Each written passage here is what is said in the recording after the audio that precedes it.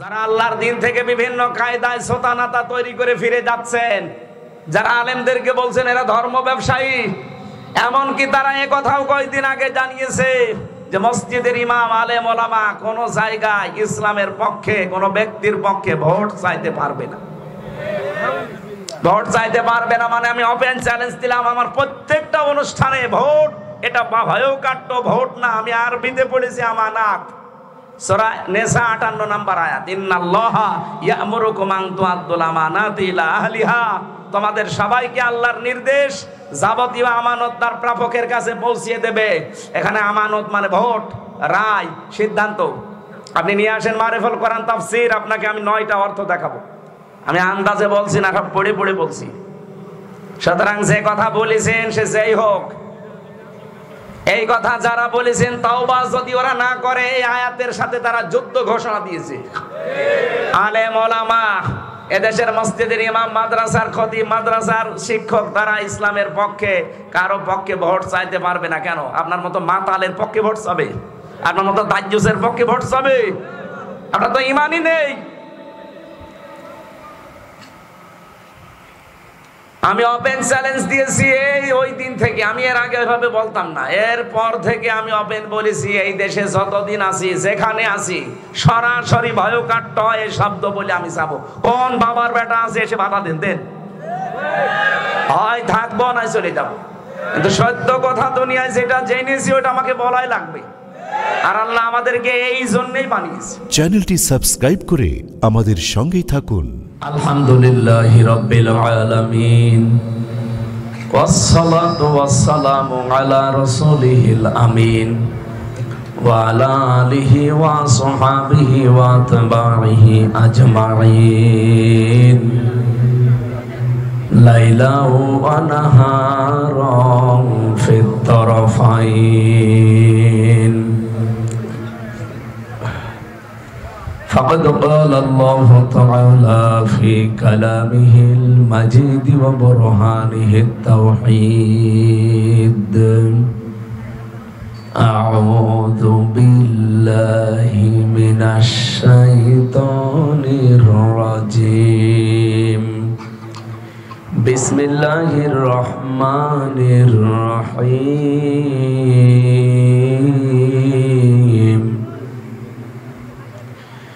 يا أيها الذين آمنوا من يرتد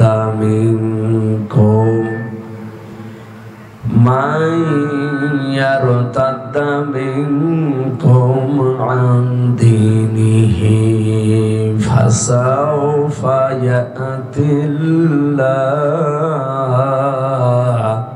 فسوف يأتي الله بقوم يحبهم ويحبونه أذلة على المؤمنين أعزة على الكافرين،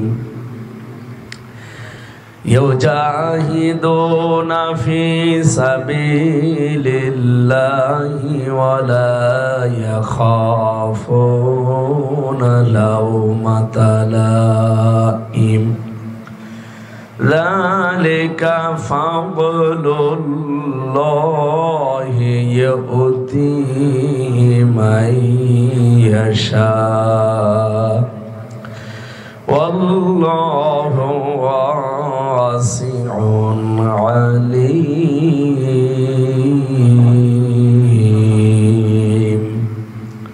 صدقت يا ربنا.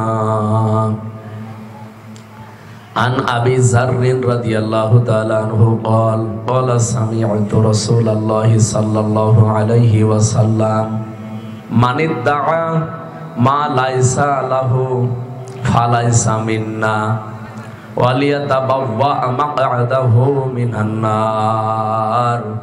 رواه مسلم. وقال تعالى في شأن رسوله: وما زادهم إلا إيمانا وتسليما. আল্লাহুম্মা সাল্লি আলা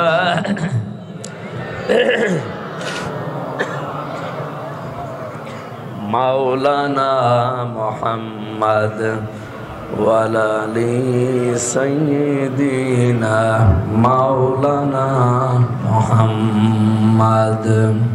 আলহামদুলিল্লাহ, বাংলাদেশের ঐতিহ্যবাহী জেলা কক্সবাজার ঈদগাহ উপজেলার অন্তর্গত ইসলামাবাদ ইউনিয়নের বোয়ালখালী, ইসাখালী ও ৭ জোলাকাটা সমাজ কল্যাণ পরিষদের উদ্যোগে ২৬তম ঐতিহাসিক তাফসিরুল কোরআন মাহফিলের স্বনামধন্য সভাপতি আলহাজ মাজহারুল হক দামাত বারকাতুহুমুল আলিয়া বলেন আমিন।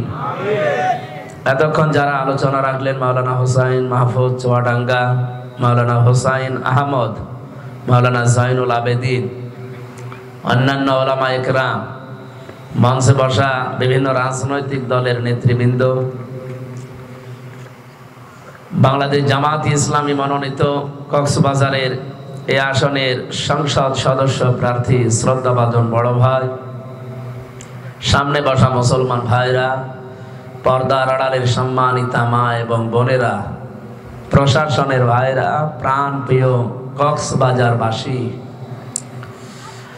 আল্লাহর দরবারে শুকরিয়া জানাচ্ছি যে আমরা এমন একটা সময় কোরআন কারীম শুনছি যে সময় বিশ্বের মুসলমানদের হাহাকার চলছে, বিশেষ করে আমাদের ভাই মাটির সাথে মিশে গেছে, এমনকি পৃথিবীর মানচিত্র থেকে অলরেডি হারিয়ে গেছে। এটা যেন আবার ফিরে আসে। আমি যে হাদিসটা পড়লাম হযরতে আবু যর রাদিয়াল্লাহু তাআলা আনহু থেকে বর্ণিত, বিশ্ব নবী বলেন মানিদ্দাআ মা লাইসা লাহু ফালাইসা মিন্না।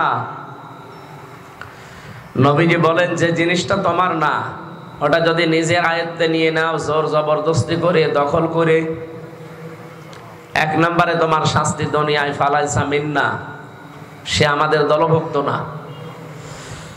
২ নম্বরে ওয়ালিয়াতা বাব্বা মাকআদাহু মিনান নার, সে তার নিজের স্থান জাহান্নামে বুকিং করে নিল। কি বুঝলেন এই হাদিস থেকে? ১৯৪০ সালে এই যে রোহিঙ্গারা যেভাবে আপনাদের কক্সবাজারে এসে আছে, ঠিক এইভাবে করে তারাই ফিলিস্তিনে এসেছিল। এই পৃথিবীর নিকৃষ্ট জাতি এখন এই ইহুদিরা, এখন তারাই দখলদার হয়ে গেছে। গত 2 দিন তারা যা করেছে, মানব ইতিহাস পাল্টিয়ে ফেলেছে। হাসপাতালে পর্যন্ত, ক্লিনিকে পর্যন্ত বম্বিং করা হয়েছে, ছোট ছোট বাচ্চাদের মাথা উড়ে গেছে। আমি ভিডিওগুলো যখন দেখলাম, এক একটা বোমার সাথে 15, 20টা, 30টা মানুষ উঠতেছে, আমার মনে হচ্ছে তারা উড়ছে না, ওরা জান্নাতে যাচ্ছে। সুসংবাদ জানাচ্ছি, এই পৃথিবীতে কোনো মানুষ যদি একটা কষ্ট সহ্য করে, 3টা কারণে, এদিকে তাকান, আপনার যদি পৃথিবীতে একটা কষ্ট সহ্য করা লাগে 3টা কারণে, মাস্ট বি আপনাকে এই পৃথিবীতে 70টা আনন্দ আল্লাহ ভোগ করাবে। এটা তো আমি বানালাম নাকি? হ্যাঁ, আমার ভাষা বুঝতে কষ্ট হচ্ছে? বহুবার এর আগে আমরা এই সমস্ত আয়াতগুলো পড়েছি। ফাইন্না মাআল উসরি ইসরা, ইন্না মাআল উসরি ইসরা, এই আয়াত পড়েননি? শুনেছেন এই আয়াত কোনোদিন? এর ভেতরে যে তথ্যগুলো আছে এর আগে আমিও পড়েছি, কিন্তু জানতাম না। একটু চিন্তা ভাবনা করে পড়ে দেখি আল্লাহ এখানে অনেক বড় একটা সুসংবাদ দিয়েছে। ভালো করে মিলান তো আপনার জীবনে আছে কিনা। আল্লাহ রাব্বুল আলামিন বলেন ফাইন্না মাআল উসরি ইসরা। এদের উসরুন শব্দটা বলার আগে আল্লাহ আলিফ লাম দিয়ে মারেফা করে দিলেন, নির্দিষ্ট করে দিলেন। এর আগে দিয়েছেন আল্লাহ মা, এর আগে দিয়েছেন ইন্না, এর আগে দিয়েছেন ফা।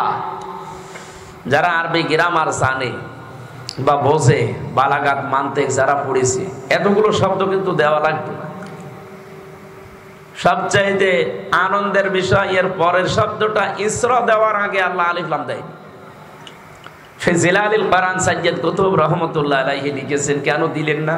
অথচ আল্লাহ কিন্তু আয়াতটা রিপিট করলেন, আরেকবার বললেন ফাইন্না মাআল উসরি ইসরা, আবার বলেন ইন্না মা'আল উসরি ইসরা। কেন 2 বার বলা লাগবে? এতগুলো কথা না বললে উসরি ইসরা বললো আমরা বুঝে ফেলতাম। তাফসিরে মুফাসসির বলেন উসরুন মানে কষ্ট।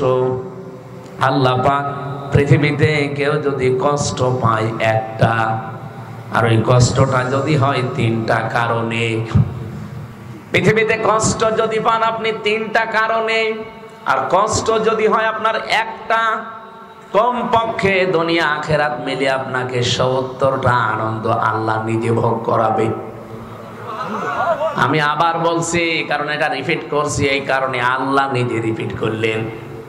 কষ্ট কয় কারণে? 3 কারণ। বলেন বলেন। কষ্ট পেলে আপনি 70টা সুখ পাবেন, আনন্দ পাবেন না। কষ্ট হওয়া লাগবে 3টা কারণে। আপনার জীবনের সাথে মিলান এই 3 কারণে। আপনি যদি সত্যি কষ্ট পেয়ে থাকেন, আল্লাহ নিজে যেহেতু গ্যারান্টি দিয়েছেন, অবশ্যই তিনি দুনিয়ায় 70টা সুখ আপনাকে ভোগ করাবে। এবার আসেন আমি ব্যাখ্যায় যাচ্ছি। এই দুনিয়াতে যদি আপনার প্রথম কষ্ট হয় আমার আল্লাহর জন্যে, আপনি এই বাংলাদেশের দিকে তাকান, অনেকেই কষ্ট পায়, কিন্তু অনেকের কষ্ট আল্লাহর জন্য না, তার নিজের পাপের জন্য। হাসিনা যেদিন পালিয়ে গেল কষ্ট হয়নি? হয়েছে, মানে কাঁদছিল। আপনি দেখেছেন এর আগে কোনদিন আমি ওনাকে এভাবে কাঁদতে দেখিনি। কেঁদেছে, কিন্তু চোখে পানি ছিল না। আমি এর আগে বহুবার ওনাকে কাঁদতে দেখেছি, ওই নেকামো করা, কাঁদে না, শুধু আন্দাজে রুমাল দিয়ে চোখ মোছে, আন্দাজে। এদিন ঠিকই কেঁদেছে, রুমাল ভিজে গেছে। এই কথা বলছে না কেন? দেখেননি? যে কোনো জিনিস দেখলে একটু ভালো করে দেখবেন। এতদিন কেঁদেছে, চোখে পানি ছিল না, আর এদিন কেঁদেছে চোখ দিয়ে। আরে বাবা, তার মানে কষ্ট পায়নি। বলেন বলেন। এই কষ্টটা কি আল্লাহর জন্য পেয়েছে? না। জহারাল ফাসাদু ফিল বাররি ওয়াল বাহরি বিমা কাসাবাত আইদিন নাস লিইউযিকাহুম বা'দাল্লাযী আমিলু লা'আল্লাহুম ইয়ারজিউন। সূরা রুমের ভেতরে 41 নম্বর আয়াতে আল্লাহ বলেন, জলে স্থলে যে বিপদ আপদ মুসিবত গুলো বিপর্যয় আসে, একটাও আমি দিতে চাই না, সব তোমাদের হাতের কামাই করা ফসল। আমি কেন দেই এগুলো জানো? আমি চাই তোমরা ফিরে আসো, কিন্তু দেখি না, ফিরে তো আসো না, তোমাদের বিদ্যা আরো বাড়ে। আগস্টের 5 তারিখের পর থেকে যদি কপালে হেদায়েত থাকতো তো ফিরে আসতো, কিন্তু 8 মাস 5 দিন হয়ে গেল। এর ভেতরে আপনি দেখেন, 8 মাস 4 দিন চলছে। 8 মাস 4 দিনে প্রায় 27 বার ষড়যন্ত্র করেছে ওখানে বসে এই দেশটা নিয়ে, একবারও সফল হয়নি। কেন হয়নি? এদের পরের শব্দে আছে, ভালো করে শুনবেন। তাহলে আপনাকে যদি কষ্ট দেওয়া হয় কার জন্যে? আরো জোরে বলেন। ওমা নাকমু মিনহুম ইল্লা আইয়ুমিনু বিল্লাহিল আজিজিল হামিদ। তাদেরকে কষ্ট দেওয়া হয়, প্রতিশোধ নেওয়া হয় তাদের প্রতি একটাই মাত্র কারণ, তারা প্রশংসিত মহান রবের উপরে ঈমান এনেছে। এই বাংলাদেশ সহ বিশ্বে যাদেরকে কষ্ট দেওয়া হচ্ছে, বিশেষ করে মুসলিম, আল্লাহর কসম এই প্রথম কারণটা, তাছাড়া কোনো কারণ নেই। 2 নম্বরে আপনার কষ্টটা যদি হয় রাসূলুল্লাহর জন্য, এই যে এখানে আয়াত লিখে দিয়েছেন, খুযু ধরো মা আতাকুমুর রাসূল আমা নাহাকুম আনহু ফান্তাহু।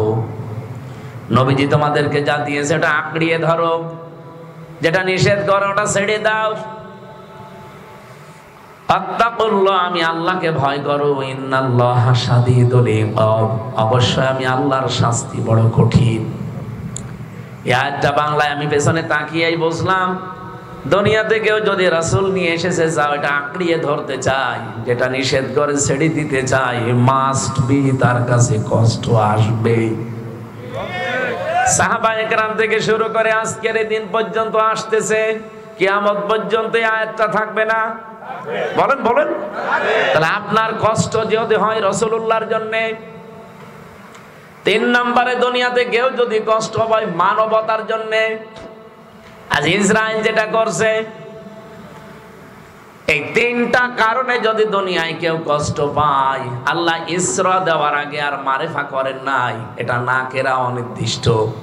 মুফাসসির জানাতে চেয়েছেন একটা কষ্টের বদৌলতে 70টা শান্তি আল্লাহ দান করবে। এই জন্যই 53.5 বছরে এই বাংলাদেশে আমরা যারা আল্লাহর জন্য, রাসূলের জন্য, মানবতার জন্য কষ্ট পেয়েছি, এক একটা কষ্টের জন্য 70টা শান্তি আল্লাহ আমাদের ভোগ করাবে। সিস্টেম অপর পৃষ্ঠায় দেখুন, আল্লাহ পাক বলেন পৃথিবীতে কোনো মানুষ যদি একটা সুখ ভোগ করে আর ওই সুখটা যদি হয় অবৈধ, এই এদিকে তাকান, আপনি সুখ ভোগ করলে শাস্তি পাবেন বিষয়টা এমন না। সুখটা যদি হয় অবৈধ, সুখ কয়টা বলেন বলেন, এটা কি বৈধ ভাবে না অবৈধ? বৈধ হলে কোনো প্রশ্ন নেই। আমি একটা দুইটা না, এক একটা আয়াতের উপরে প্রায় 11-12টা করে তাফসীর মিলিয়ে দেখেছি। সবচাইতে বেশি ভালো লেগেছে আমার ফি জিলালিল কোরআনে। এটা আমি জেলখানা থেকে হালকা পেয়েছিলাম। 3টা বছর আমার ফাঁসির কন্ডেম সেলের ভেতরে আটক করে রেখেছে। মাঝে মাঝে কারারক্ষী আসতো, যারা বেশিরভাগ আসতো আমাদের আর মামুনুল হক সাহেবের হিন্দু দেবদুলা জেলার ছিল। এমন এমন মানুষ পাঠাইতো, সিসি ক্যামেরা দিয়ে রেখেছিল। আমার যে মামলা, আমার তো জেলে না বাড়িতে থাকার কথা, খালেদা জিয়ার মতো। হ্যাঁ, কারণ আমার সন্দেহ করে ধরে নিয়ে গেছে, অথচ আমার রেখে দিয়েছে ফাঁসির কন্ডেম সেলের ভেতরে, তা 24 ঘন্টা তালা লাগানো। ঈদের দিন বছরে মাত্র আধা ঘন্টার জন্য খুলে দিত, তাও যেখানে সেখানে যাওয়া যাবে না। ওই পাশের রুমে যাওয়া যাবে, পাশের বিল্ডিং এ দেখে আবার আসা লাগবে, আবার তালা লাগাবে। এরপরে যোগাযোগ বিচ্ছিন্ন। অন্যান্য যারা বন্দী ছিল তাদের দেখতাম 7 দিনে একবার সরকারি মোবাইল দেয়, বাড়িতে কথা বলতে 10 মিনিট। আরে 3 বছরের শয়তান আমার একদিনও দেয়নি।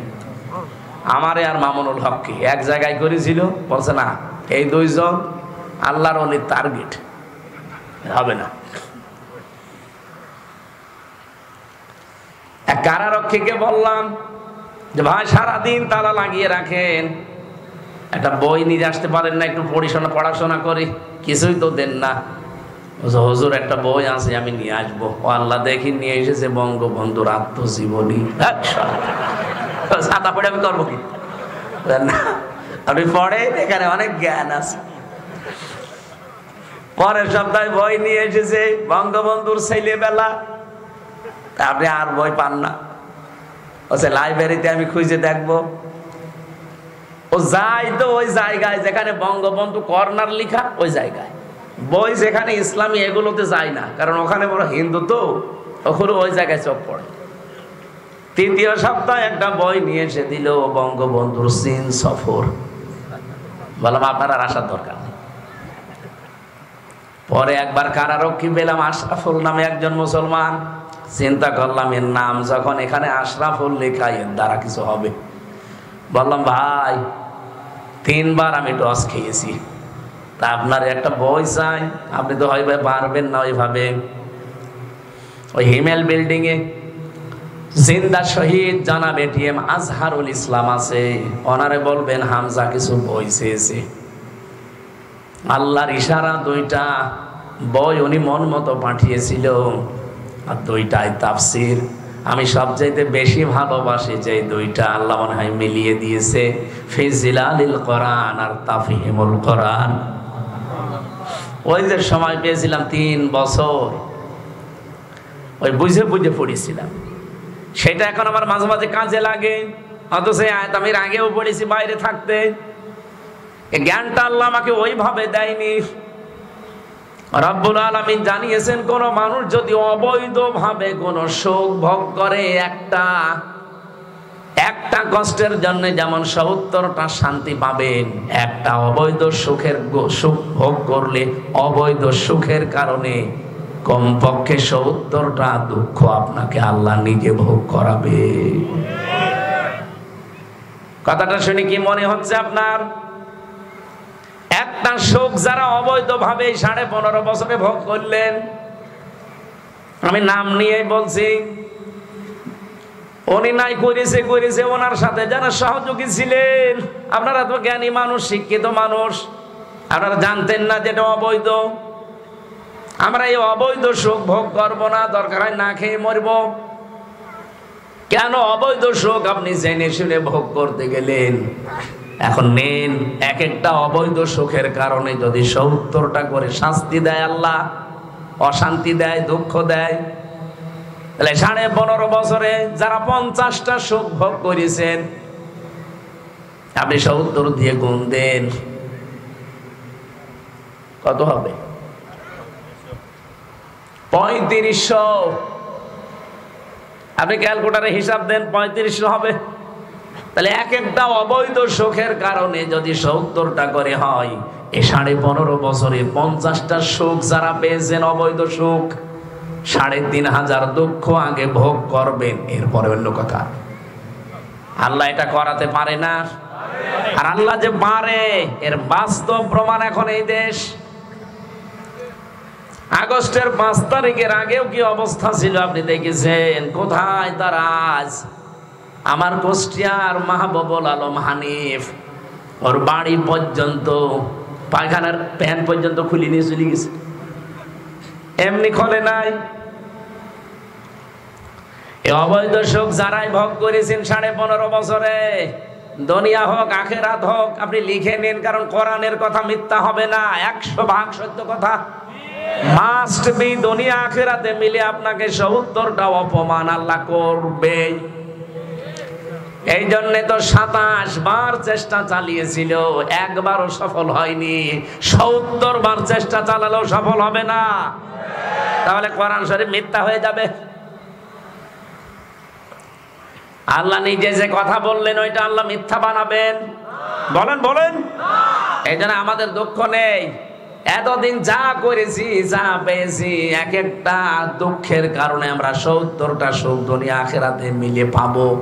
আর যারা এতদিন অবৈধ সুখ ভোগ করেছেন, এক একটা সুখের কারণে ৭০টা দুঃখ আপনাকে আল্লাহ দেবে। আপনি রেডি হন। আমি এইটা বানালাম নাকি? আল্লাহ পাক বলেন, ওয়ালা সাউফা ইউতিকা রাব্বুকা ফাতারদা, অতি শীঘ্রই এমন কিছু আল্লাহ আপনাকে দেবেন অবশ্যই।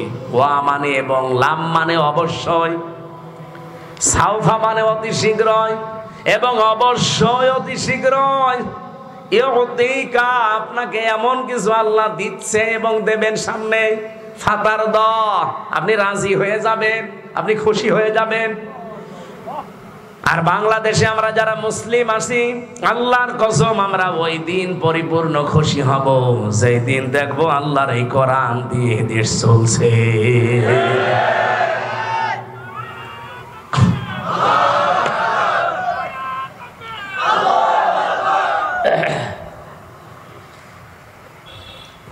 হাদিস যেটা পড়লাম, ওই হাদিসের ব্যাখ্যা হচ্ছে, দুনিয়াতে যারা জোর জবরদস্তি করেন, দখল করেন, যে জিনিস আপনার দখলে থাকার কথা না, ওটা যদি দখল করে নেন, এক নম্বরে আপনি নবীর উম্মত থেকে বের হয়ে গেছেন। আগস্টের ৫ তারিখের পরে বাংলাদেশে অনেকের চরিত্র আমরা এটা দেখে ফেলেছি। যেটা আপনার দায়িত্বে থাকার কথা না, আপনি জোর করে জবরদস্তি করে দখল করে রেখেছেন বিভিন্ন কায়দায়, সে চাঁদাবাজির নামে হোক, ছিনতাইয়ের নামে হোক। আর বাকিটা নাই বললাম।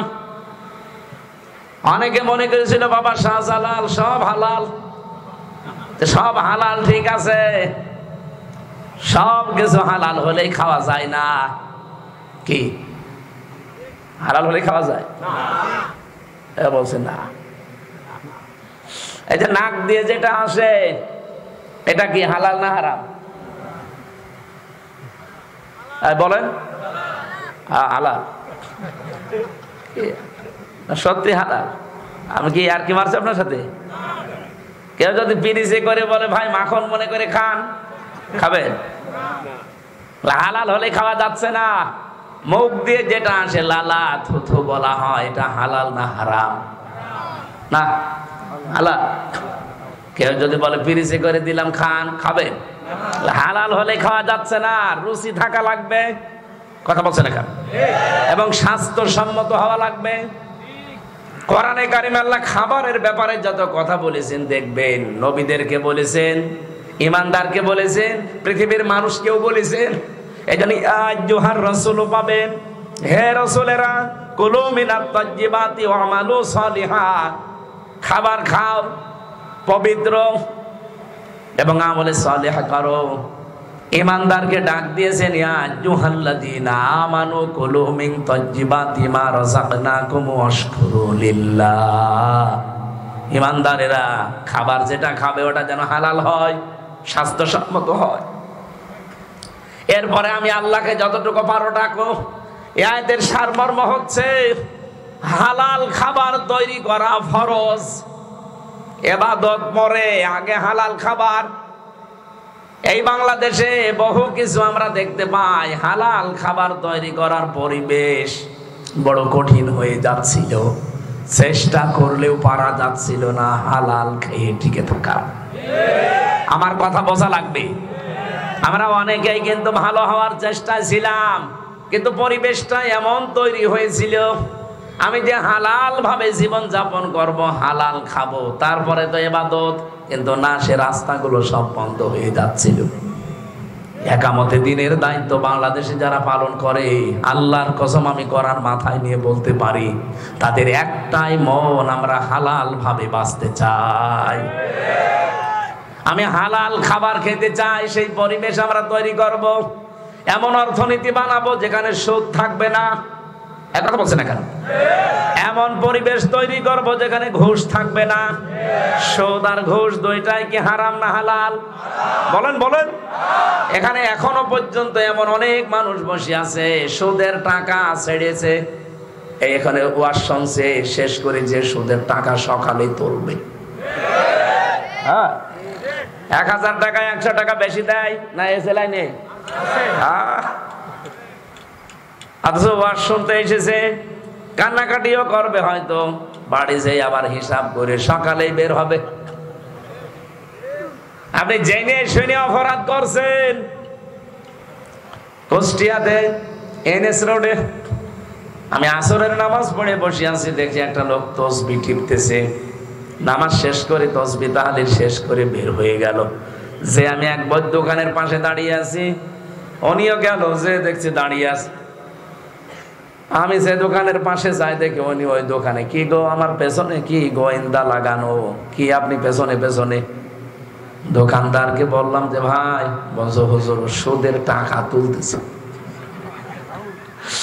টাকা ছেড়ে রেখেছে, প্রতি মাসে মাসে 1000 টাকা 100 টাকা করে দেওয়া লাগে। তা আমি হয়তো 20,000 টাকা নিয়েছি, এরকম আমার কাছে এরকম বিভিন্ন দোকানে টাকা ছাড়া আছে। মনে মনে ভাবলাম, আল্লাহ কেবল বলে আসলো কি, ইয়াকা না'বুদু, কি আমার মনে হয় এটা কুষ্টিয়া জেলার জন্য, কক্সবাজার এসব নেই। সত্যি করে এখানে যারা আছেন বলেন তো, সুদের সাথে জড়িত কারা? হাত তোলেন তো। আলহামদুলিল্লাহ। আপনারা মিথ্যা কথা বলেন কেন? একটা লোকও এখানে নেই, আর আমি তাহলে এই ওয়াজ করে সময় নষ্ট করলাম। থুকু, এই ওয়াজ আমার করা ঠিক হয়নি, এটা আমি কুষ্টিয়া করি। যদি এরকম কেউ থেকে থাকে, এই মুহূর্তে আপনাকে তওবা করা লাগবে। যদি থাকে যে না,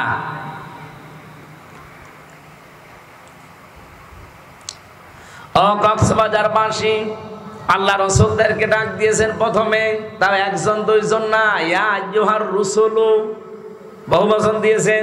পৃথিবীর প্রতিটি নবী রাসূলকে আল্লাহ একই নির্দেশ দিয়েছিলেন, কুলু মিনাত তাজ্জিবাত, যেটা খাবে ওটা যেন পবিত্র হয়। ওটা কি হয়? বলেন বলেন। আল্লাহ ইমানদারকেও ডেকে একই কথা বললেন, ইয়া আইয়ুহাল্লাযীনা আমানু, ওহে পৃথিবীর ইমানদারেরা। পৃথিবীতে এখন ইমানদারের সংখ্যা কয়টা? 210 কোটি। সবার জন্য আয়াত।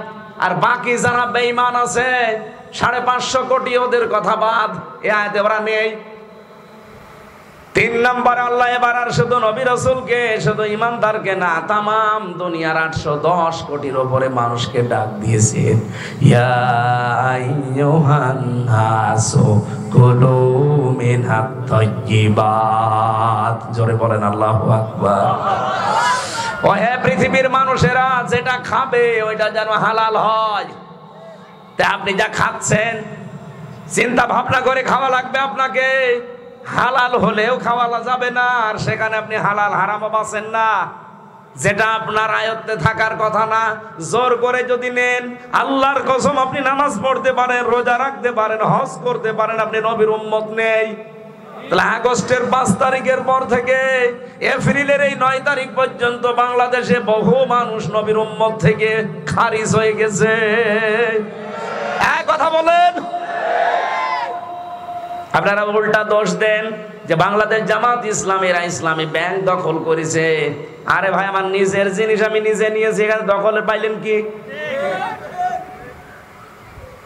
এটা বানানো আমাদের রক্ত ঝরা ঘাম দিয়ে, ঘাম ঝরা রক্ত দিয়ে বানানো আমাদের নিজের জিনিস। ওরা জোর করে নিয়েছিল, ওইটা আমরা আবার ফেরত পেয়েছি। এখানে আবার দখলদারিত্বের কি পেলেন?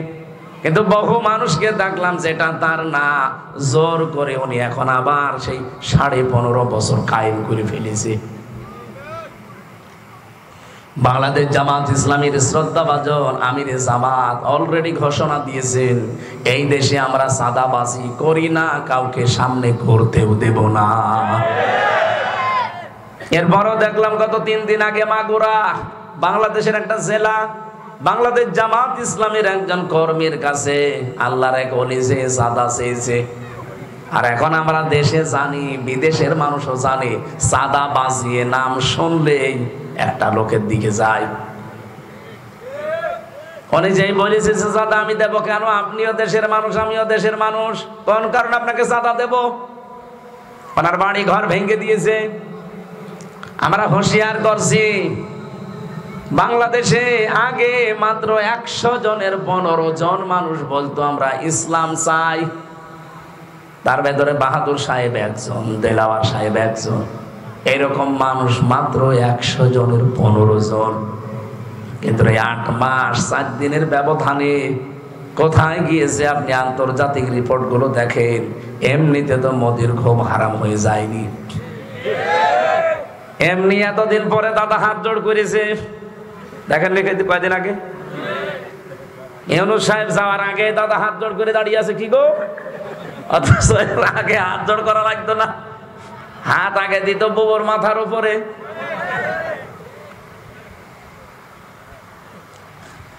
বহু মানুষ আমরা দেখি, এখানে একটা মাসলা বলছি, এই যে উনি আমাদের এই মেয়ের মাথার উপরে হাত দিল, এটা কি জায়েজ?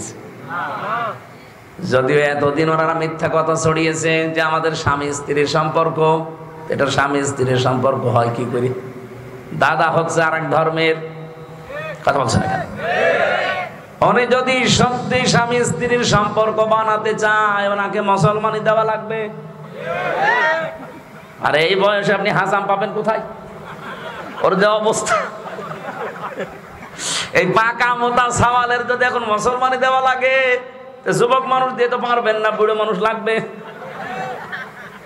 আর মুরব্বী মানুষের হাতে অস্ত্র তুলে দেন যে একটু মুসলমানি দিয়ে দেন, তো হাত কাঁপতে কাঁপতে দেখা যাচ্ছে আগা কাটতে যে গোড়া কেটে ফেলেছে।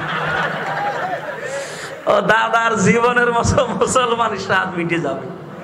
স্বামী স্ত্রীর সম্পর্ক, সুতরাং এটা সম্ভব না। মুসলমানে আপনাকে দেব, এরপরে কালেমা পড়াবো। কালেমার আবার 3টা নিয়ম আছে, ইকরার বিল লিসান, তাসদিক বিল জিনান, আমল বিল আরকান। এরপরে আপনাকে কবুল বলাবো। আর আপনারা আন্দাজে স্বামী স্ত্রীর সম্পর্ক বললে হবে? এই সম্পর্কর নাম নিয়ে আপনি মাথায় হাত দিতে, সে একটা হাসি মানুষ, তার মাথায় হাত দেন, যতগুলো চুল পড়বে অতগুলো গুনাহ হবে। অত আর গোনা মোনা নেই।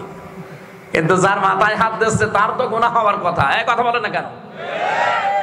ওনার গুনাহ হতো না, কারণ উনি মনে করে যে বিভিন্ন সময় আমরা তো ভালোবাসা দিবস পালন করেছি। এই দেশে বহু ভালোবাসা দিবস পালন করতে গিয়ে প্রেমিকার মাথায় হাত দিয়ে বলে, আল্লাহর কসম তোমাকে আমি ভুলে যাব না। হাত দিয়েছে কোথায়?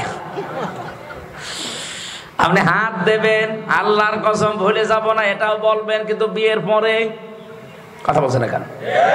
বহু মানুষ এটা বিয়ের আগে দেয়, এটা পুরা হারাম। বিয়ের আগে এখনো পর্যন্ত যারা এই প্রেমে আছেন, এই মুহূর্তে তওবা করা লাগবে। এটা একটা কবিরা গুনাহ। কারা কারা তওবা করবেন হাত তোলেন তো। এই লাইনই আছে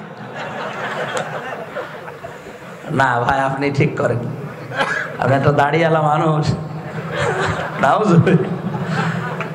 কার সাথে লাইন আপনার বলেন তো দেখি। ঠিক আছে, ও যেন লাইন ছেড়ে দেবে বলেই তো হাত তুলেছে, আলহামদুলিল্লাহ। দাদা এমনিতেই হাত জোড় করে না, এখানে অনেকগুলো কারণ আছে পেছনে। আমি যেটা এখান থেকে বোঝাতে চাই, আল্লাহ রাব্বুল আলামিন এই যে মানুষের জিনিস দখল করে যারা নিলেন, এখনো পর্যন্ত এই চরিত্র যারা জিন্দা রেখেছেন, পাল্টান। আপনাদের সর্বোচ্চ যিনি, তিনি পাগল হয়ে যাচ্ছে। যে শুরু করেছে কি, অনেকে মনে করছে যে আমরা এসেই গেছি। আপনি হয়তো আন্দাজে এগুলো ধারণা করেন।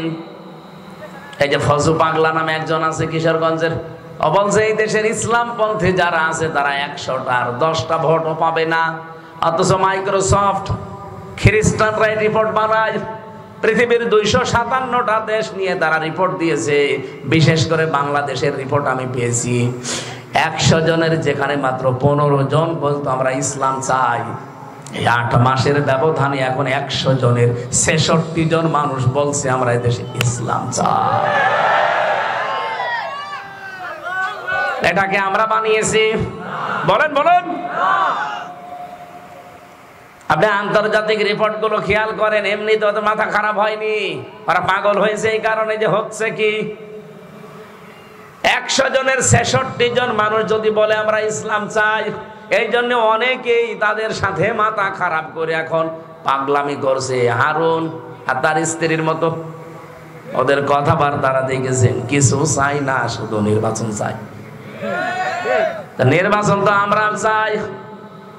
বারবার আমির জামাতে কথা বারবার বলেছে, সেক্রেটারি জেনারেল অধ্যাপক মিয়া গোলাম পরওয়ার কতবার বলল যে আমরাও চাই, কিন্তু সংস্কার করে চাই। বলেন তো বাংলাদেশে অন্য কোন জেলায় জামাত ইসলামী যারা এমপি দাঁড়াবে যদি পাস নাও করে, আপনার হামিদুর রহমান আজাদ কক্সবাজারের, আর কুমিল্লার ডাক্তার আব্দুল্লাহ মোহাম্মদ তাহের, এই 2 জনকে আমার যতটুকু বাস্তবতা আমি দেখেছি, এখানে যদি আপনি, আমি নাম নিলাম না, এদেরকে এনে দাঁড় করিয়ে দেন, এই 2 জায়গায় জীবনও পাশ করতে পারবেন না। কয় তারা 2 জন তো আজ পর্যন্ত 8 মাস 4 দিন হয়ে গেল, একদিনও বলে না যে সংস্কার ছাড়াই নির্বাচন দেন। তাদের ভেতরে যদি এমপি হওয়ার খায়েশ থাকতো, তো প্রথমে তারা বলতো যে তাড়াতাড়ি দেন, চেয়ারটায় বসি, অন্তত তারা তো গ্যারান্টি দিয়ে পাশ করবে। বাংলাদেশের সবচাইতে বেশি থাকি আমি কুমিল্লাতে, 14 গ্রামে ডাক্তার আব্দুল্লাহ মোহাম্মদ তাহের সাহেব, ওনার যে জনপ্রিয়তা, ওনার যে অ্যাক্টিভিটিস, এদিকে জনাব হামিদুর রহমান আজাদ হাফিজাহুল্লাহ, এরা বলে না কেন? এই জন্য তো বারবার আমরা এদের মুখে শুনেছি বাংলাদেশে জামাত ইসলামী ক্ষমতায় যাওয়ার জন্য রাজনীতি করে না, করে ইসলামকে ক্ষমতায় নেওয়ার জন্য। এটা যে প্রমাণ, বাস্তবে এটা 100 ভাগ এখন মানুষ বিশ্বাস করে। কিন্তু ওরা বলছে না, মাত্র 100টার 10টা ভোট পাবে, পাগল হয়ে গেছে। এই জন্যে কোনো কথা শুনতে চায় না, কোনো কথা মানতেও চায় না, খালি দেন। কি দেব? নির্বাচন। নির্বাচন কি খাবেন আপনি? সংস্কার ন করে দেন, আবার দিনের ভোট রাতে হয়ে যাবে। এই কথা বলে না কেন? আমার 33 বছর বয়স, 92-তে আমার জন্ম। 18 বছর থেকে যদি আমি ভোট দিতে পারতাম, অন্তত 3 বার ভোট দিতে পারতাম, একবারও পারি নাই। তার মানে ভোট এদেশে হয় নাই, এক কথা বলছেন এখানে। সংস্কার কিছুই হয়নি, শুধু নাম কামাচ্ছে। কক্সবাজারের ডিসি গেছে কুষ্টিয়ায়, কুষ্টিয়ার ডিসি গেছে কুমিল্লায়। এই আমরা এভাবে চাই না। এই স্বৈরাচারকে যারা টিকিয়ে রাখার জন্য চেষ্টা চালিয়েছে, এই 1628 জন মানুষ একটাও যেন চেয়ারে আর না থাকে। আমরা চাই এগুলো সব নামান, নতুন করে নিয়ে আসেন। যারা বৈষম্যের শিকার ছিল এই 15.5 বছর, কথা বলছেন না কেন? বৈষম্য বিরোধী ছাত্র আন্দোলন যখন হয়েছে, এই আন্দোলনের কথা তো ঠিক রাখেন। বৈষম্য থাকা যাবে না, এদেরকে আগে সরান। যারা এতদিন বৈষম্যের শিকার ছিল ওদেরকে নিয়ে আসেন, জায়গাগুলোতে বসিয়ে দেন। নির্বাচন কালকেই দেন, কোনো অসুবিধা নেই। কারণ পাস করা ফেল করা এটা আমরা জানি আমাদের হাতে নেই, এটা কার হাতে বলেন? এইটা নিয়ে কালকে কথা বলবে, সবই যদি আল্লাহর হাতে হয় আপনার ভয় কিসের? দিয়ে দেন। আরে ভাই, একটা সিস্টেম আছে, একটা প্রসেস আছে, একটা সময় আছে। বাসর রাতে স্ত্রী বসে আছে, দাদি শাশুড়ি এসে বলছে, নাচবো, কি করবা জানি না, আমার কিন্তু পতি চাই। বলছে, দাদি আপনি আমার সময় দেবেন না, কেবল আসলাম। শাশুড়ি এসে বলছে, বৌমা কি করবা জানি না, আমার কিন্তু নাতি চাই। বলছে, মা আপনি পাগল হয়ে গেছেন, আমার সময় দেবেন না। ননদার দেবর এসে বলছে, ভাবি আপনি কি করবেন আমি জানি না, আমাদের কিন্তু ভাতিজা চাই। কিছুক্ষণ পরে স্বামী এসে বলছে, বউ কি করবা জানি না, আমার কিন্তু বেবি চাই। এই বলে উনি ঘুমিয়ে পড়েছে। স্ত্রী মাথার ঘোমটা ফেলে দিয়ে বলছে, তোমার কি সব পাগলের জাত? কারো বেবি চাই, কারো ভাতিজা চাই, কারো নাতি চাই, কারো পতি চাই, সব আমি দেব। তুমি যে ঘুমিয়ে পড়লে আমি কি ডাউনলোড করে নিয়ে আসবো? আমি পাবো কোথায়? আমার অন্তত সময় দাও 10 মাস 10 দিন, তারপরে কারো বেবি হবে, নাতি হবে, ভাতিজা হবে। কথা বলে না কেন? এদের 10 মাস 10 দিন হয়েছে, 8 মাস 4 দিন। এখনো তো ভাতিজা, নাতি, পতি, বেবি হওয়ার সময় হয়নি। হোক অন্তত, তারপরে বলেন দেন দেন। কিছুই করতে পারেননি, একটা তিরাক সরাতে পারেননি 15.5 বছরে। আর এখন বড় বড় হুমকি দেন। এদেশের মানুষ এখন আর আগের এই আগস্টের 5 তারিখের আগে নেই, এখন এপ্রিলের 9 তারিখ চলছে। এখন আর দেশের মানুষ মার্কা দেখে ভোট দেবে না, এদেশের মানুষ এখন ভোট দেবে মানুষ দেখে। চাঁপাইনবাবগঞ্জের এই 2 চাপাবাজ পাগল হয়ে গেছে এই কারণে, কারণ ওখানে একজন বাঘ আছে, নুরুল ইসলাম বুলবুল। আমি যতটুকু চাঁপাইনবাবগঞ্জে থাকি, বাংলাদেশে কয়েক জেলায় আমি বেশি যাই, কুমিল্লা, চাঁপাইনবাবগঞ্জ আর সাতক্ষীরা। আমি দেখেছি এই জেলাগুলো যারাই আছে এখানে আপনি জোর করে হলো পারবেন না। অবৈধ সরকারের সময় যারা ছিল তারা অবৈধ এমপি, এই অবৈধ এমপি গুলো এখন জানে যে এখন তো আর মার্কা দিয়ে হবে না, এখন যেহেতু ব্যক্তি দিয়ে হবে। আর আমার যা চরিত্র, উনি 2 বার জেলেও গিয়েছিল আমরা জানি। একবার টিন চুরি করার কারণে, আর একবার গাড়ি বিক্রি করার কারণে, সরকারি গাড়ি। জেলে গিয়েছে আল্লাহর জন্য না, রাসূলুল্লাহর জন্য না, মানবতার জন্য না, দলের জন্য না, নিজের ব্যক্তিগত গুনার কারণে। এই কথা বলছেন কেন? আর আমরাও জেল খেটে এসেছি 3 বছর, আমার নিজের ব্যক্তিগত অপরাধ ওরা পায়নি। ওরা নিজেরাই রিমান্ডে আমারে বারবার বলেছে, হুজুর কোনো দোষ আপনার নেই, আমরা জানি। আপনারা জানেন, আটকে রাখলেন কেন? ওপরওয়ালার নির্দেশ।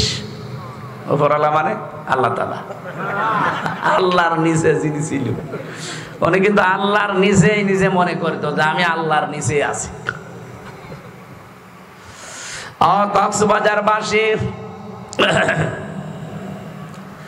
আমরা যেহেতু কোরআনে কারিমের তাফসীরুল কোরআন মাহফিল লিখে দিয়েছেন, আমরা শোনার জন্য এসেছি। যে পয়েন্টে কথা বলেছিলাম অবশ্যই বুঝেছেন। যারা দখলবাজিতে আছেন, চাঁদাবাজিতে আছেন, যে জিনিস আপনার আন্ডারে নেই জোর করে নেওয়ার ধান্দায় আছেন, ওটা দখল করে বসে আছেন নিজের আয়ত্তে নিয়ে। আপনি রবের উম্মত এখন আর নেই, আপনাকে আবার উম্মত হওয়া লাগবে। 2 নম্বরে আজ ইসরায়েল যেটা করছে, যত মানুষ দুঃখ পেয়েছে, অবশ্যই আল্লাহ দুনিয়ার মানচিত্রে ইসরায়েলকে 70টা কষ্টে ফেলবে। এ কথা আমরা বিশ্বাস করি কিনা? শহীদ যারা হয়ে গেল, আল্লাহ এই মানুষগুলোকে যেহেতু বিনা কারণে তাদেরকে মেরে ফেলা হয়েছে, শাহাদাতের সর্বোচ্চ মাকাম যেন দান করে। বলেন, তারা দুনিয়ায় বেঁচে থাকলে হয়তো খেয়ে না খেয়ে থাকতো। একটা বাচ্চা সেদিন বলছিল, পরশুদিন বিকাল 3টায় আমি দেখছিলাম, এক সাংবাদিক লিখেছে, বাচ্চা বলছে বোমা আমার উপরে পড়ুক, আমি শুনেছি জান্নাতে নাকি খাবারের কোনো অভাব নেই। কোরআনে কারিমে আল্লাহ এটাই জানিয়েছেন, আলা তাহসাবান্নাল্লাযীনা কুতিলু ফি সাবিলিল্লাহি আমওয়াতা বাল আহইয়াউন ইনদা রাব্বিহিম ইউরযাকুন। দুনিয়ার ময়দানে যারা শহীদ হয় তাদেরকে মৃত বলবা না এবং ধারণাও করবা না। আল্লাহ প্রথমে দিয়েছেন ওয়ালা তাকুলু লিমা ইউকতালু, যে বলবা না মুখ দিয়ে। আর এই আয়াতে আছে ওয়ালা তাহসাবান্নাল্লাযীনা কুতিলু, ধারণাও করবা না যারা মারা গেছে, শহীদ হয়েছে, যে ওরা এমনি মরে গেছে না। বালা হায়াউন, ওরা জীবিত। ইনদা রাব্বিহিম ইউরযাকুন, তারা তাদের রবের কাছে রিজিক পাচ্ছে। সুবহানাল্লাহ বলতে পারেন না? ফিলিস্তিনের এই বাচ্চাটা যা বলেছে যে দুনিয়ায় খেয়ে না খেয়ে বেঁচে আছি, আমার উপরে বোমা ফেলো, আমি শুনেছি জান্নাতে খাবারের কোনো অভাব নেই। সুতরাং যারা ফিলিস্তিনের এই অবৈধ সন্তানদের হাতে, ইসরায়েলের অবৈধ সন্তানদের হাতে, অবৈধ মানুষরূপী জানোয়ারদের হাতে, পৃথিবীর এই শ্রেষ্ঠ মানুষগুলো, আরে ভাই আমার শরীরে রিয়াজের রক্ত বহমান, এদেলাওয়ারের শরীরে ওনার বাবার রক্ত প্রবাহমান, ফিলিস্তিনের এই বাচ্চাদের শরীরে হযরতে সুলাইমান, হযরতে দাউদের রক্ত প্রবাহমান।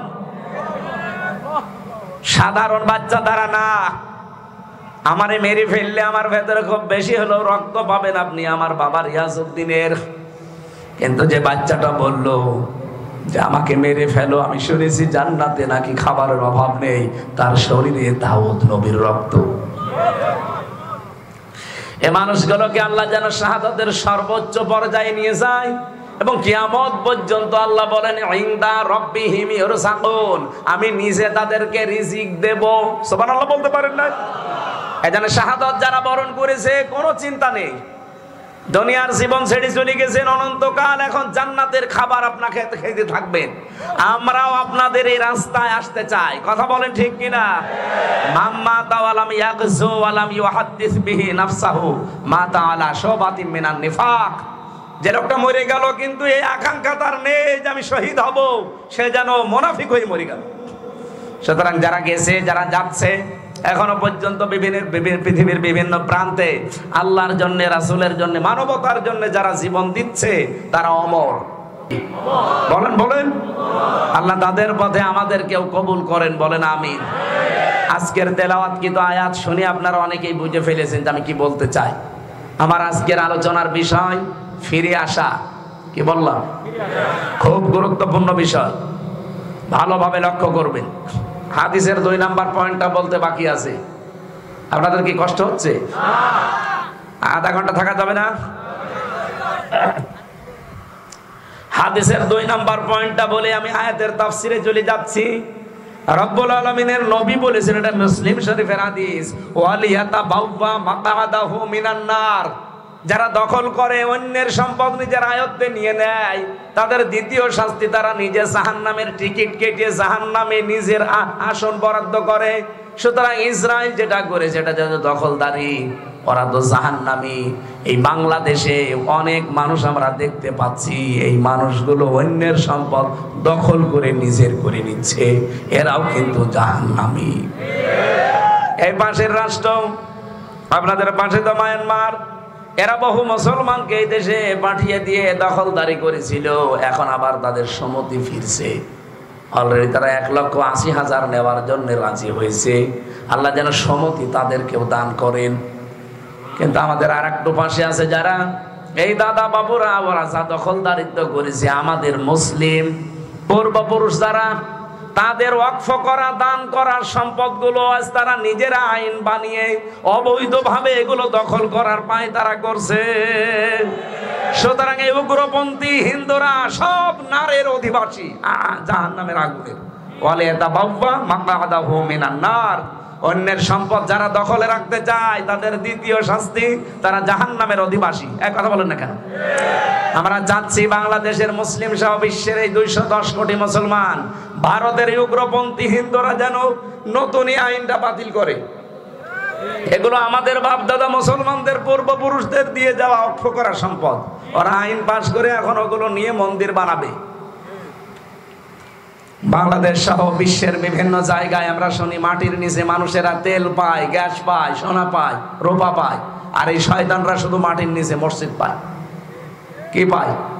মন্দির। মন্দির যেখানে সেখানে পায় না, যেখানে আছে মসজিদ সেখানে মন্দির পায়। আমরা যদি ঢাকার স্বামীবাগের এখন আওয়াজ তুলি, স্বামীবাগের এই মন্দির 500 বছর আগে এখানে মন্দির ছিল না, মসজিদ ছিল, ভেঙ্গে এখন মসজিদ বানাবো, মেনে নেবেন? বাংলাদেশে আমরা ওই রকম চরিত্রের না। আমাদের ধর্মে আছে লা ইকরাহা ফিদ্দিন, বাড়াবাড়ি নেই, জোর জবরদস্তি নেই। আর আপনাদের কি ধর্ম? বিবেক একটু কাজে লাগে না? ওই রকম ধর্মের মুখে লাথি দিয়ে চলে আসার দরকার। এবার আমাদের ধর্ম নিয়ে এবার বলি, সূরা মায়েদা 54 নম্বর আয়াত, ভালো করে শুনবেন। রব্বুল আলামিন বলেন, ইয়া আইয়ুহাল্লাযীনা আমানু, এই যারা ঈমানের দাবি করো, মাইয়ারতাদ্দা মিনকুম, তোমাদের ভেতরে কেউ যদি ফিরে যায়। ইয়ারতাদ্দা মানে এটা মজারে, বর্তমান, ভবিষ্যৎ, প্রেজেন্ট, ফিউচার। কেউ যদি তোমাদের ভেতরে ফিরে যাচ্ছে, যাবে, হে নবী তোমার ভেতরে, আপনার ভেতরে আল্লাহ দেয়নি মিনকুম, এটা বহুবচন জমির, এটা পৃথিবীর সব মানুষকে আল্লাহ রাব্বুল আলামিন উদ্দেশ্য করেননি, করেছেন শুধু ঈমানদারকে। বাংলাদেশে আমরা কমপক্ষে 92% মুসলমান। কত? এই 92% মুসলমানদেরকে আল্লাহ মনে করেন এখানে ডাক দিয়েছেন ইয়া আইয়ুহাল্লাযীনা আমানু। আল্লাহ যদি সব মানুষকে 100% মানুষকে ডাক দিতেন তাহলে বলতেন ইয়া আইয়ুহান নাস বা ইয়া আইয়ুহাল ইনসান, আল্লাহ বলেননি। তাহলে আমরা অন্তত 92% যারা মুসলিম, আল্লাহর প্রতি বিশ্বাসী, তারা এই আয়াতে আছি না নেই? বলেন বলেন। আপনি দল আলাদা করতে পারেন, কিন্তু আপনিও এর ভেতরে আছেন। মাইয়ারদাদ্দা মিনকুম, তোমাদের ভেতরে যে বা যারা ফিরে যাচ্ছে এবং যাবে, আন দীনিহি, আমি আল্লাহর দিন থেকে, ফাসাউফা ইয়াতিল্লাহ, লক্ষ্য করেন শব্দের দিকে, সিন, সাউফা, কদ, লাম, এরকম 13টা শব্দ আছে আরবি গ্রামারে। আল্লাহ এখানে আয়াতে দিয়েছেন ফাসাউফা। আল্লাহর দিন থেকে যারা সত্যি ফিরে যেতে চায় এবং যাচ্ছে, আল্লাহ বলেন অবশ্যই, খুব তাড়াতাড়ি, ইয়াতিল্লাহ, আমি আল্লাহ নিজে নিয়ে আসবো বা তৈরি করব, বিকৌমিন, এমন একটা দল, এমন একটা জাতি, ইউহিব্বুহুম ওয়া ইউহিব্বুনাহু, আমি আল্লাহ নিজে তাদেরকে ভালোবাসবো এবং তারাও আমি আল্লাহকে ভালোবাসবে। আগস্টের 5 তারিখের পরে আমরা বহু মানুষকে দুনিয়ার স্বার্থে দেখতে পাচ্ছি আল্লাহর দিন থেকে, ইসলাম থেকে বিভিন্ন সোতা নাতা দিয়ে দূরে সরে যাচ্ছে। একজন তো অলরেডি বলেই ফেলেছে যে কোরআনের সাথে রাজনীতির কোনো সম্পর্ক নেই। এক কথা বলো না কেন? আমার এই ছোট্ট মাথা, আমি নামাজের কথা পেয়েছি 82 বার কোরআনে, রোজার কথা পেয়েছি 1 বার, যাকাতের কথা আছে 82 বার, হজের কথা পেয়েছি 1 বার, আর কোরআন দিয়ে রাজনীতি করা লাগবে এইটা পেয়েছি 918 বার। আমার ছোট মাথায় যদি এত কিছু থাকে, এরকম বড় মাথা স্যার তারও বেশি পাবে। আর আমরা দেখলাম ওনার মাথা এত বড়, তারপর উনি নাকি পাই না। কোরআন পড়লে তো পাবেন। আপনি কি মনে করছেন এক দলের উপরে, এক সম্প্রদায়ের উপরে, এক জাতির উপরে একটা দোষ চাপিয়ে দিয়ে মনে করছেন আমি শাহেনশাহ? আপনার মতো হাজারো মানুষ আল্লাহর দিন থেকে ফিরে চলে গেলে আল্লাহর কিচ্ছু ছেড়া যাবে না। বলেন, এখানে আল্লাহ কিন্তু নিজে কর্তা, ফাসাউফা ইয়াতিল্লাহু, আল্লাহ নিজে বলেন আমি নিজে নিয়ে আসবো বিকৌমিন, এমন একটা জাতিকে আমি তৈরি করব যারা আমাকে ভালোবাসবে আর আমি নিজেও তাদেরকে ভালোবাসবো। আগস্টের 5 তারিখের পর থেকে বাংলাদেশে আমার মনে হয় এরকম একটা দল আল্লাহ বানিয়ে দিয়েছে, যারা আল্লাহর দিন থেকে বিভিন্ন কায়দায় সোতানাতা তৈরি করে ফিরে যাচ্ছেন, যারা আলেমদেরকে বলছেন এরা ধর্ম ব্যবসায়ী। এমনকি তারা এ কথাও কয়েকদিন আগে জানিয়েছে যে মসজিদের ইমাম আলেম ওলামা কোন জায়গায় ইসলামের পক্ষে কোন ব্যক্তির পক্ষে ভোট চাইতে পারবে না। ভোট চাইতে পারবে না মানে আমি ওপেন চ্যালেঞ্জ দিলাম, আমার প্রত্যেকটা অনুষ্ঠানে ভোট, এটা ভয়ও কাট্য ভোট না, আমি আরবিতে পড়েছি আমানাত, সূরা নিসা 58 নম্বর আয়াত, ইন্নাল্লাহা ইয়া'মুরুকুম আন তু'আদ্দুল আমানাতি ইলা আহলিহা, তোমাদের সবাইকে আল্লাহর নির্দেশ যাবতীয় আমানত তার প্রাপকের কাছে পৌঁছিয়ে দেবে। এখানে আমানত মানে ভোট, রায়, সিদ্ধান্ত। আপনি নিয়ে আসেন মারিফুল কোরআন তাফসীর, আপনাকে আমি 9টা অর্থ দেখাবো, আমি আন্দাজে বলছি না, সব পড়ে পড়ে বলছি। সুতরাং যে কথা বলেছেন সে যেই হোক, এই কথা যারা বলেছেন তাওবা যদি ওরা না করে, এই আয়াতের সাথে তারা যুদ্ধ ঘোষণা দিয়েছে। আলেম ওলামা, এদেশের মসজিদের ইমাম, মাদ্রাসার খতিব, মাদ্রাসার শিক্ষক, তারা ইসলামের পক্ষে কারো পক্ষে ভোট চাইতে পারবে না। কেন? আপনার মতো মাতালের পক্ষে ভোট চাবে? আপনার মতো দাজ্জুসের পক্ষে ভোট চাবে? আপনার তো ইমানই নেই। আমি ওপেন চ্যালেঞ্জ দিয়েছি ওই দিন থেকে, আমি এর আগে ওইভাবে বলতাম না, এরপর থেকে আমি ওপেন বলেছি এই দেশে যতদিন আছি, যেখানে আছি, সরাসরি ভয়কাট্য এই শব্দ বলে আমি যাবো। কোন বাবার বেটা আছে এসে বাধা দেন, দেন, হয় থাকবো না চলে যাবো, কিন্তু সত্য কথা দুনিয়ায় যেটা জেনেছি ওটা আমাকে বলাই লাগবে। আর আল্লাহ আমাদেরকে এই জন্যই বানিয়েছে। ওই যে ফাসাউফা ইয়াতিল্লাহ, আল্লাহ বলেন আমি নিজে বানাবো তাদেরকে বিকৌমিন, এমন একটা দল, এমন একটা জাতি, ইউহিব্বুহুম ওয়া ইউহিব্বুনাহু, আমরা আল্লাহকে যেমন ভালোবাসবো আল্লাহ ঠিক ওই রকম আমাদেরকে ভালোবাসবে। আল্লাহর ভালোবাসা না পেলে আমরা এভাবে কথা বুক ফলিয়ে বলতে পারতাম না। এই কথা বলছেন কেন? আপনি মানুষের তৈরি করা আইনের পক্ষে কথা বলে ভয় পান না, আপনার লজ্জা লাগে না। আর আমি আল্লাহর কোরআনের পক্ষে কথা বলে আমার লজ্জা লাগবে, ভয় পাবো মানে? এই আয়াতের পরবর্তীতে আল্লাহ দিয়েছেন আযিল্লাতিন আলাল মুমিনিন আইজ্জাতিন আলাল কাফিরিন। এই মানুষগুলোর কিছু গুণ তৈরি হবে। আপনি দেখেন তো এই বাংলাদেশে এই গুণ কার কার ভেতরে আছে? আযিল্লাতিন আলাল মুমিনিন, এই মানুষগুলো কোমল হবে, নরম হয়ে যাবে মুমিনদের উপরে। আযিল্লাতিন নরম হবে, কোমল হবে। আইজ্জাতিন কঠোর হয়ে দাঁড়াবে, আলাল কাফিরিন কাফেরদের উপরে। এই বাংলাদেশে একামতে দিনের দায়িত্ব যারা পালন করে ছোট থেকে বড় পর্যন্ত সবাই আমার মনে হয় মায়ের পেটের ভাইয়ের মতো। ওর বাড়ি কুষ্টিয়ায় হতে পারে, ওর বাড়ি কক্সবাজার হতে পারে, ওর বাড়ি কুড়িগ্রাম হতে পারে, এখান থেকে কুড়িগ্রামের দূরত্ব কমপক্ষে 1000 কিলোমিটার। কথা বলছে না? কিন্তু একামতের দায়িত্ব যদি ওই লোকটা পালন করে, ও যদি কর্মী হয়, ও বড় থেকে ছোট, আপনি দেখবেন এদের ভেতরে নিজের আপন ভাইয়ের মতো সম্পর্ক। নিজের আপন ভাই যদি দিন থেকে ফিরে যায়, সেই লোকটা আবু জেহেলের মতো শত্রু হয়ে যায় আমার কাছে। বলেন বলেন। আর কুড়িগ্রামের ওই নাগেশ্বরী, ওখানকার একটা লোক যদি একামতে দিন এই শব্দটা বোঝে যে দিন কায়েম করা ফরজ, 1000 কিলোমিটার দূর, তাতে কি হয়েছে? সে আমার নিজের আপন ভাইয়ের চাইতেও বেশি। আল্লাহ বলেন এইরকম তৈরি হবে তাদের ভেতরে। মুমিন যারা, তারা সব সিমেন্টেড হয়ে যাবে, কিন্তু কাফেরদের প্রতি তারা হবে কঠোর। আজ বাংলাদেশে জামাত ইসলামী, ইসলামী ছাত্র শিবির, ইসলামী ছাত্রী সংস্থা যারা আছে, আমি নিজে দেখেছি যত রকমের অবৈধ অত্যাচার জুলুমের কাজ এই সমস্ত জায়গায় প্রতিবাদ মুখর এরাই আগে। আপনি বলেন আর কারা আছে? হ্যাঁ আছে যারা, তারা এদের সাথে। আপনার রাগ হলেও আমি এই কথা বলবো, কারণ কোরআনের সাথে আমি মিল পেয়েছি এদের। 5টা কথা সূরা বালাদের ভেতরে আজকে আসার সময় পড়ছিলাম। আমি যা বলি ভাই পড়ে বলি, আমি যদি দেখি না এগুলো পড়া নেই আমি ওটা স্টপ রাখি। এই বাংলাদেশ সহ বিশ্বে যদি কেউ সফল হতে চায়, কেউ যদি সফলতার স্বর্ণ শিখরে পৌঁছিয়ে যেতে চায়, 5টা গুণ তার ভেতরে মাস্ট বি, লাগবেই। কয়টা? বলেন বলেন। সূরা বালাদে আছে 13 নম্বর আয়াত থেকে শুরু করবেন 18 নম্বর আয়াত পর্যন্ত। ফাক্কু রাকাবা আও ইতআমুন ফি ইয়াউমিন যী মাসগাবা ইয়াতীমান যা মাকরাবা আও মিসকিনান যা মাতরাবা সুম্মা কানা মিনাল্লাযীনা আমানু ওয়া তাওয়াসাউ বিস-সাবরি ওয়া তাওয়াসাউ বিল মারহামা উলাইকা আসহাবুল মাইমানা। আল্লাহ পাক বলেন, দুনিয়াতে যারা দাসত্ব মুক্তির জন্য চেষ্টা চালায়, এই বাংলাদেশে মানুষের তৈরি করা আইন যারা মানে তারা মানুষের দাসত্ব করে।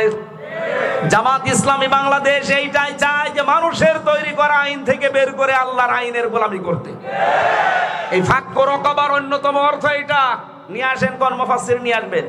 আমি 1টা 2টা না 42টা মিলিয়েছি তাফসীর।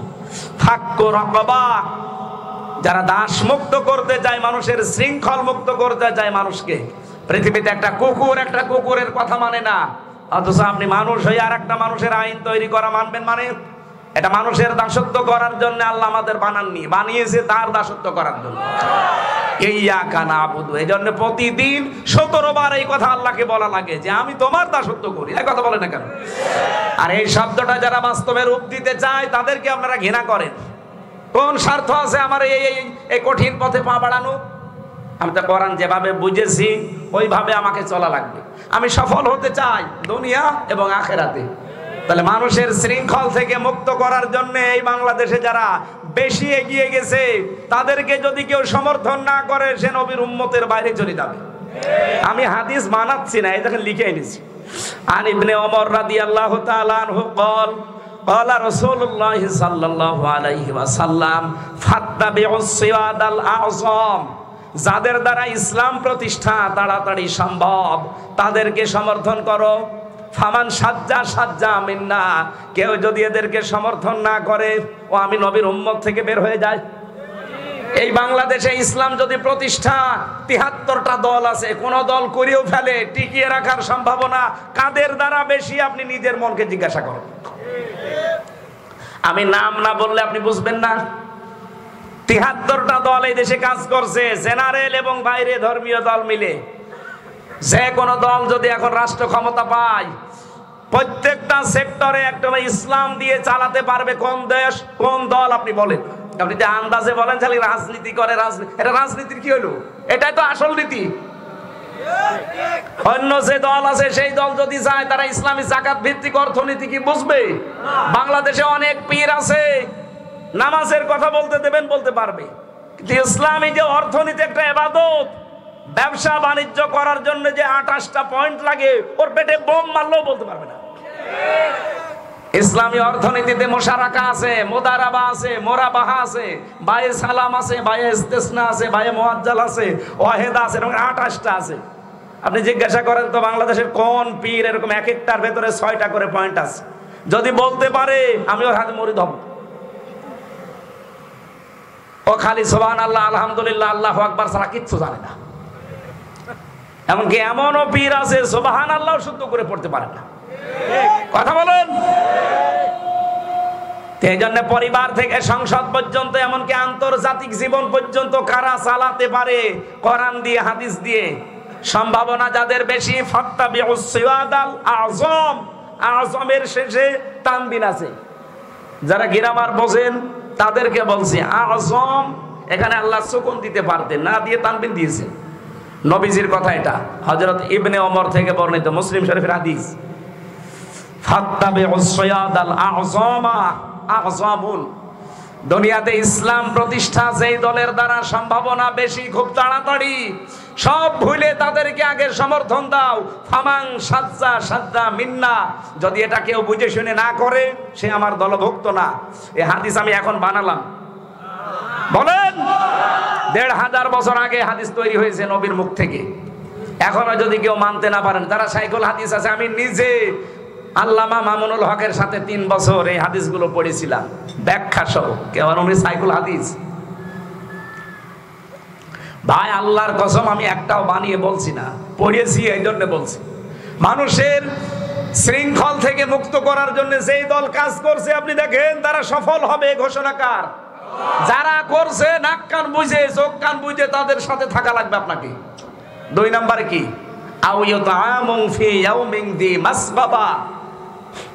যারা নিঃস্ব অসহায় মিসকিন এই মানুষগুলোর খাবারের ব্যবস্থা করার জন্য দৌড়িয়ে যায়। বাংলাদেশে কারা করছে এই কাজটা বলেন আপনি? 3 নম্বরে এতিম মিসকিন অসহায় যারা, তারা নিকটাত্মীয় হোক আর না হোক তাদের কাছে তারা ছুটে যায়, তাদের অভাব দূর করে। কোথায়? সেই বরিশাল পটুয়াখালী আগস্টের এই 5 তারিখে শহীদ হয়েছিল, তার পরিবারকে খোঁজ নেওয়ার জন্য মৌলভীবাজারের কোলাউড়া থেকে আমিরে জামাত চলে গেছে সেই পটুয়াখালী, 1000 কিলোমিটার দূর।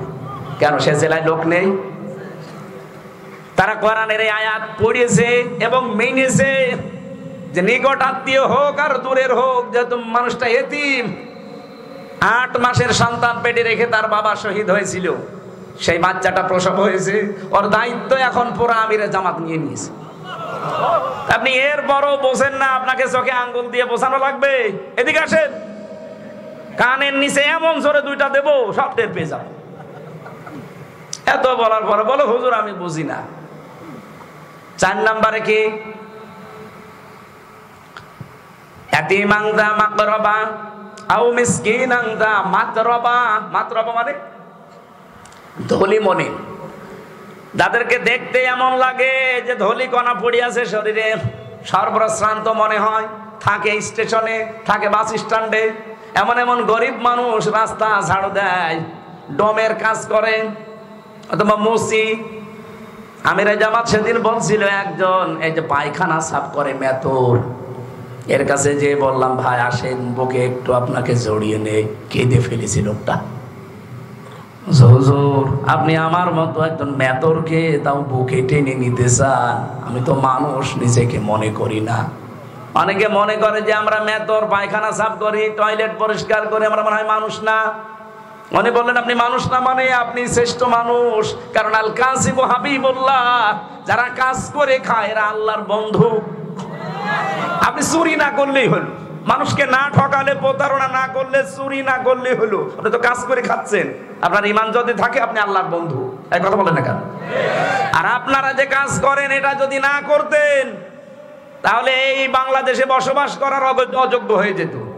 এই কক্সবাজারে যারা ঝাড়ু দেয়, টয়লেট পরিষ্কার করে, এই মানুষগুলো যদি তাদের দায়িত্ব পালন না করতো চলতে পারতেন? বলেন, তাদেরকে ছোট ভাববেন মানে? এরকম ধুলি মলিন মানুষের পাশে যে দাঁড়ায় কারা, সুম্মা কানা মিনাল্লাযীনা আমানু, এরপরে কিছু গুণ আল্লাহ আরো বলেন যে তাদের ভেতরে আরো কিছু গুণ আছে। কি সেটা? তারা ঈমান আনে, তারা একে অপরকে সবরের সুসংবাদ, সবরের ধৈর্য ধারণ করার উপদেশ দেয়, আর নিজেদের প্রতি তারা রহমদিল, দয়ার্ধ। উলাইকা সাহাবুল মাইমানা, এই 5টা গুণ যাদের ভেতরে তোমরা দুনিয়ায় পাবে, আমি আল্লাহ বলছি এরা ডানপন্থী আর এরা সফল। সুবহানাল্লাহ বলতে পারেন নাই?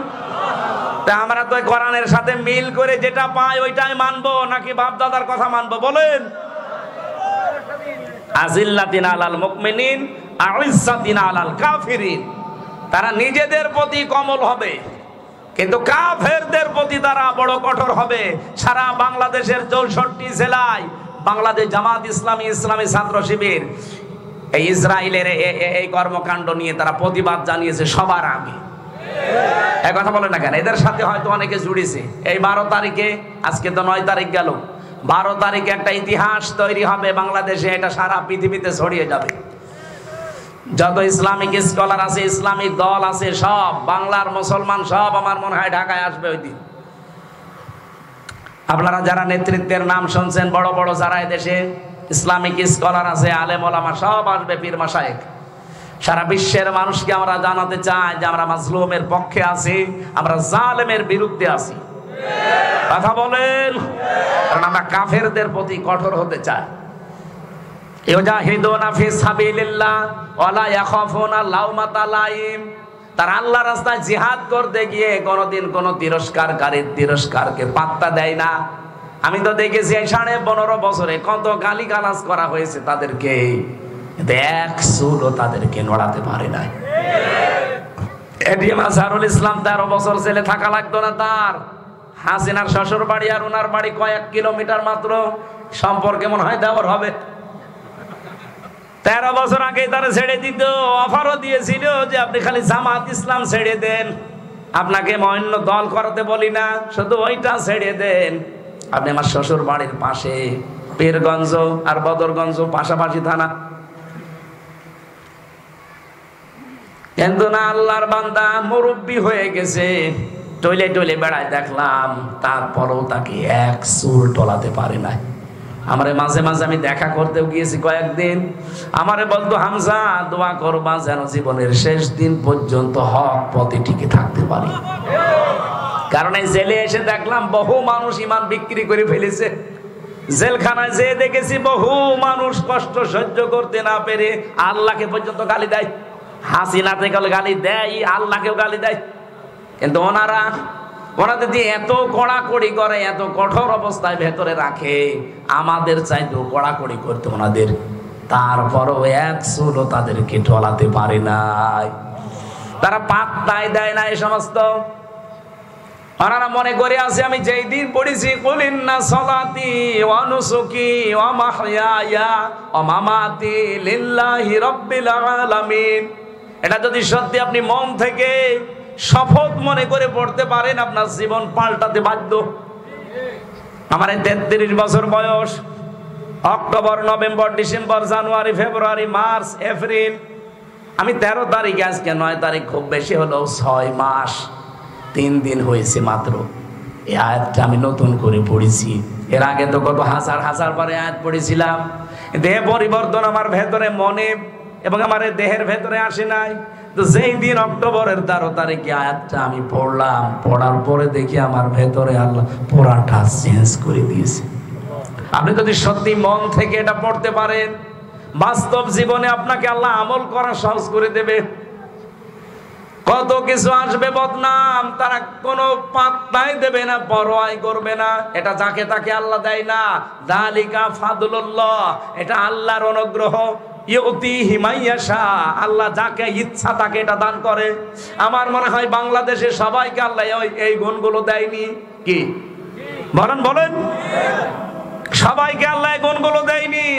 আল্লাহকেও তারা মন প্রাণ দিয়ে ভালোবাসে, আল্লাহও তাদেরকে ভালোবাসে।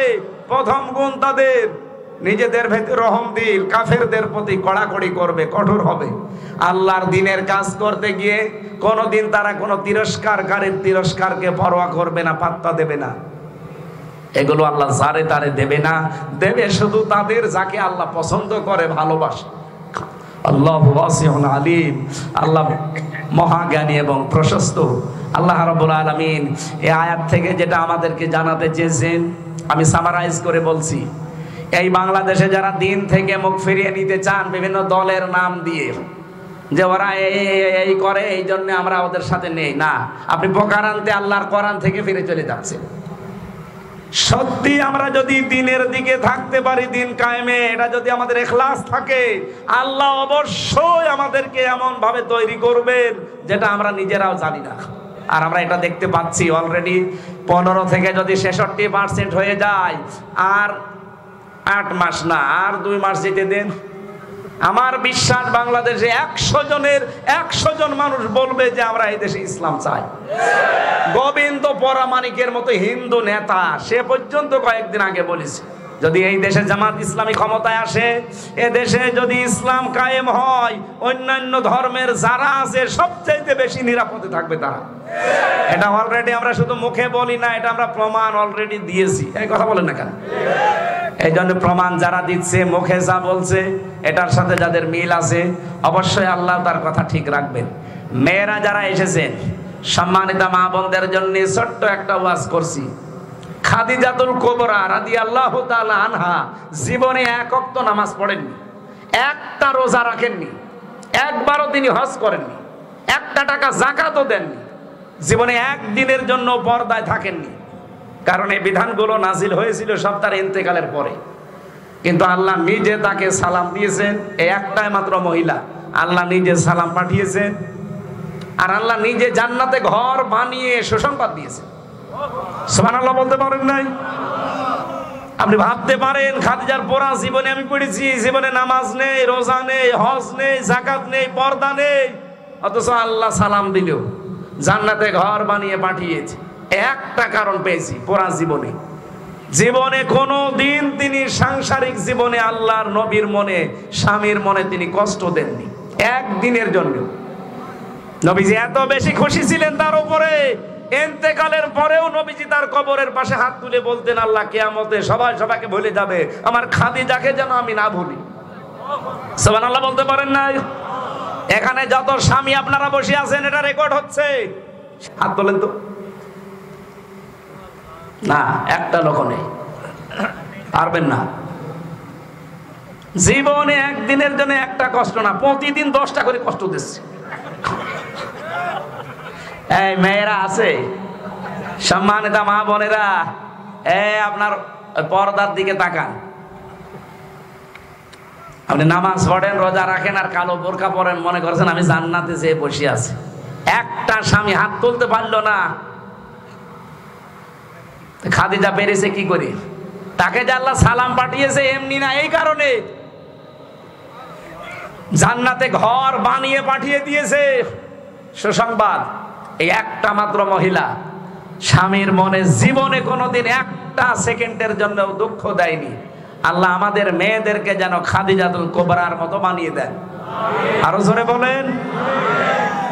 এখন মেয়েরা যদি বলো হুজুর একটু উল্টিয়ে এটা বলেন তো, যে জীবনে কোনোদিন বর মনে 1 সেকেন্ডের জন্য দুঃখ দেয়নি, এরকম স্বামী আছে কিনা? হাত তোলেন তো।